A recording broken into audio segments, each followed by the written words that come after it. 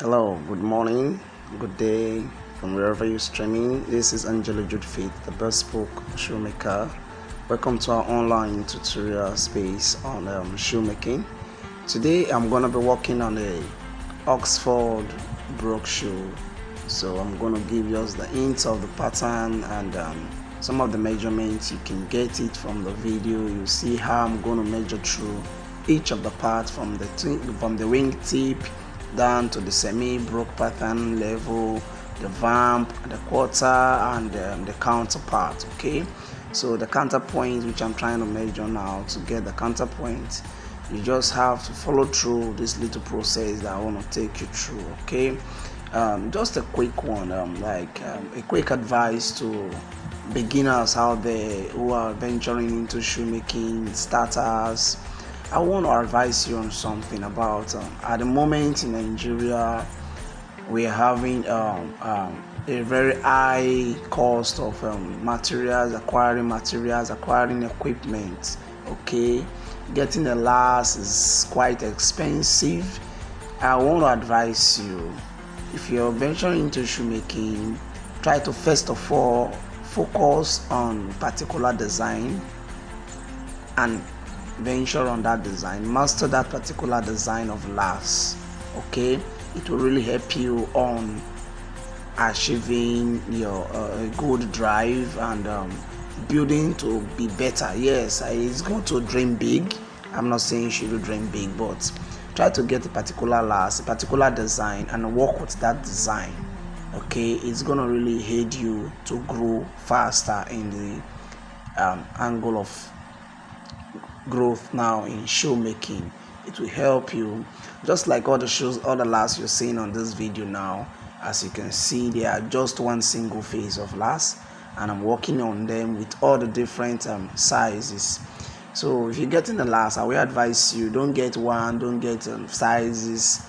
Just if you really want, if you're not well buoyant enough financially, you can get probably size 4 to 1, 4 to 3, and 4 to 5. Then you can adjust the sizes if you can really pad up your last to build up your last. Okay, but if you cannot and you're financially strong, I will advise you to go from 40 down to 46. That's a complete set of last. Okay, you're really gonna enjoy it when you're working with it. That is when your last is on single phase. You get all the sizes at the moment and you work with it. Okay, that's a complete set of last. Trust me, you will enjoy it when you're working. So like this last, the pattern I'm taking right now, like I said, this is the Oxford Brogue shoe. You know the difference between the Oxford and the Derby. Also on those other lasses you're seeing there, I think the pink last, I already took a Derby there. Okay, then why the other last I took the one of the white last I took an old cut, although there will be a punched design on it. Why one of the first white last there, that is a closed Oxford shoe. Okay, complete wingtip Oxford shoe. That's what I took on the other last, but this particular one now is the semi Oxford shoe that I'm taking at the moment. You can see the hole punching in front, which I'm cresting out. I'm just trying to bring out the design of which I want to work on the last. Okay, so I'm trying to create out this design. The holes, actually, it is the holes. The more the punching, the more the holes on the brogue shoe, the more casual it is. You know that, right? So when you're taking your pattern, try to ensure that those holes are in at particular measurements. Try to take a particular measurement with your holes so that it will be uniform and nice. But I will just run through mine because I'm already used to those measurements. Okay, I've mastered it. Experience has made me master this point. So this is the pattern. The difference between the brogue, the Oxford, and the Derby, like I want to explain to you, is the close lacing. Okay, the Oxford usually have a close lacing where the last hole it will be completely stitched together on the region of the vamp.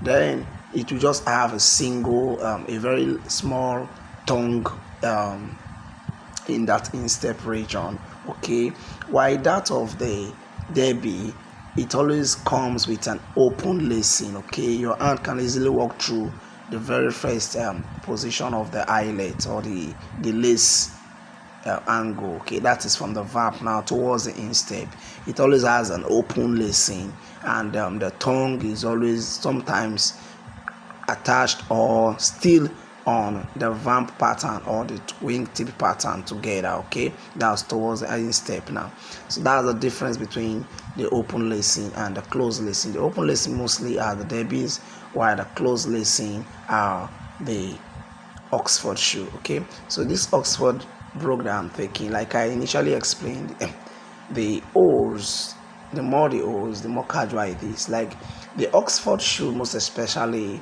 are well designed for more corporate outing. Okay, while the derby are easily designed for the casual outings. Okay, so whenever you're probably wearing a suit and you want to come out to appear more better, I will advise you to always work with the closed Oxford Brogue shoes. Okay, it's going to be very, very unique. So you will walk see through. Now I'm trying to take the punch holes now to give it an ideal picture of it. Okay, now this is the angle of the lace holes, which I've already measured. You just have to take a particular measurement measured from your vamp region to your instep. You know what it might give to you, whichever measurement you're working with. Then when you now measure it, you just have to divide through. Probably you're working with 5 eyelet holes, so you divide through to know which measurement you will use for that. Okay, like for my instep, I always take the first quarter part curve there. I always measure at least 1.5 inch out. Okay, so this particular shoe now is the complete Oxford Brogue shoes. You can see the holes, okay, because it has a closed lacing. Okay, as I mean, like this now, this pink class, like I said, has the derby lacing hole. So that is the derby shoes, while this one is a complete haut shoes, as you can see. Thank you so very much for watching. Please do subscribe to our channel.